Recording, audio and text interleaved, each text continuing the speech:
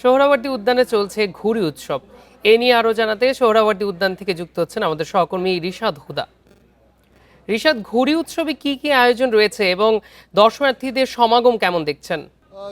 সোহরাওয়ার্দী উদ্যানে যে ঘুড়ি উৎসব সেটি কিন্তু শুধু এটার আয়োজকরা কিন্তু শুধু এটাই আয়োজন করেনি। ঈদ উদযাপন, ঈদ আনন্দ মিছিল উদযাপন কমিটি নামে একটি সংগঠন এটি করেছে। তারা 3 দিনের অনুষ্ঠান করেছিল। প্রথম দিন হচ্ছে রবীন্দ্র সরোবরে যে মেহেদি লাগানোর যে উৎসব সেটি, কালকে হচ্ছে যে মিছিল, আর আজকে কিন্তু এই ঘুড়ি উৎসব।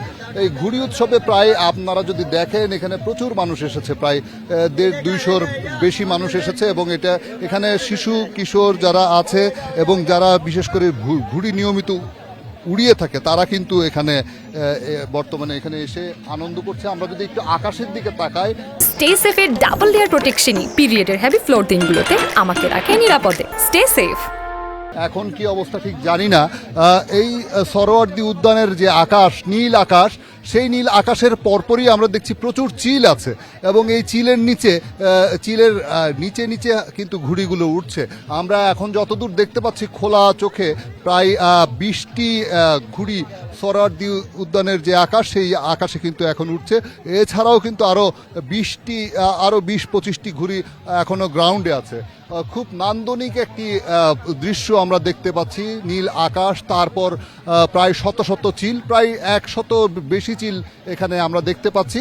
তার নিচে 20 থেকে 25টি ঘুড়ি, যদিও এই মুহূর্তে ঘুড়িগুলো আমরা কম দেখতে পাচ্ছি।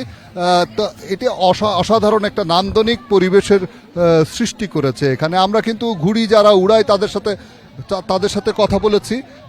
তারা যেটা বলছে যে তারা আসলে এই যে তাদের এই ঘুড়িটা আসলে যখন আকাশে ওড়ে তখন তাদের মনে হয় যেন তারা নিজেরাই সেই আকাশের সেই জায়গাটুকুতে চলে যাচ্ছে, অর্থাৎ উড়ার যে মানুষের আদি স্বপ্ন সেটি অনেকটাই ঘুড়ি দিয়ে তারা পূরণ করে। চমৎকার আয়োজন, ধন্যবাদ রিশাদ।